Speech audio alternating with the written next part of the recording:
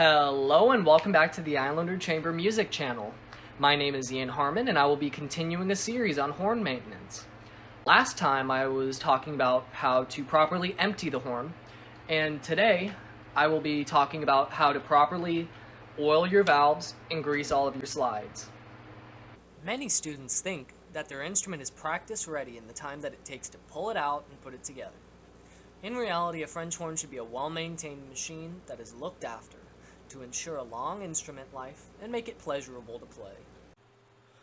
Oiling the valves is one of the first steps of maintenance I perform on my horns because nobody likes a dry, clanky valve.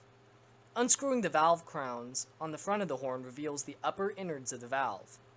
There should be a hole in the top of the valve that becomes visible with the removal of its crown. It is in this spot where we will use valve oil to lubricate. Be careful when screwing the crowns back on because the threading on the inside is very delicate. I personally turn the crown left until it is seated and then tighten to prevent the thread from stripping. After making sure all the valves underneath the crowns have been oiled, flip the horn over so that the back of the rotors are exposed. Using a thicker valve oil or rotor oil, apply a small amount of product to the crack. Depending on how old your horn is, will decide when you need to oil it. Newer horns require it less frequently than old horns do. The next step is to grease the tuning slides.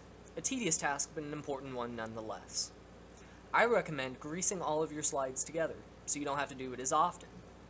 After removing a slide, it needs to be cleaned off. This can be done with a microfiber cloth, paper towel, hand towel, just anything that won't scratch the metal surface while you wipe it down.